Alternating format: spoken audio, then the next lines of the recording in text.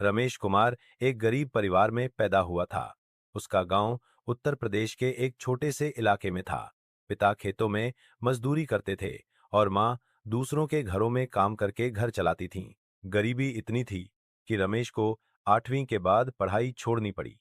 बचपन से ही उसने संघर्ष देखा था, लेकिन उसमें कुछ कर दिखाने की लगन थी। रमेश ने 17 साल की उम्र में एक ट्रांसपोर्ट कंपनी में हेल्पर की नौकरी शुरू की। काम था ट्रकों में सामान लादना और उतरवाना।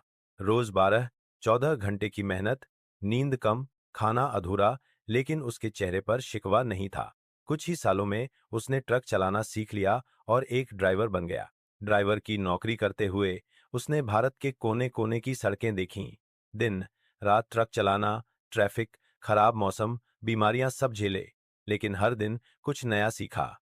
अपने मालिकों और ग्राहकों के साथ उसका व्यवहार बहुत अच्छा था, जिससे लोग उस पर भरोसा करने लगे। एक दिन उसका ट्रक रास्ते में खराब हो गया। बाकी ड्राइवर रुक गए, लेकिन रमेश ने हार नहीं मानी। खुद ही ट्रक ठीक किया, समय पर डिलीवरी दी। उसी समय उसके मन में एक सपना जागा। एक दिन मेरी खुद की ट्रांसपोर्ट कंपनी होगी। उसने पैसे बचाने शुरू किए। खाने, कपड़ों और रहने में कटौती की।